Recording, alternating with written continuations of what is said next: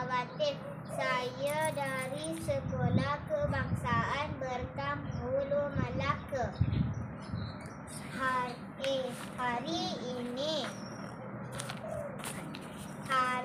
ini saya terangkan penjodoh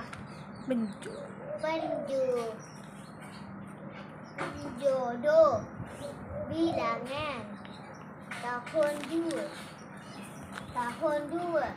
Penjodoh bilangan ialah perkataan yang digunakan bersama dengan kata bilangan untuk membilang sesuatu, benda, haiwan, tempat dan lain-lain.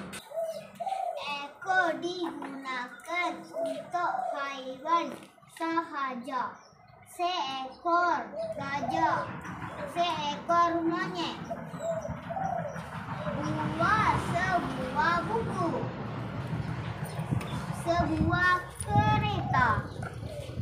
Digunakan untuk benda sahaja.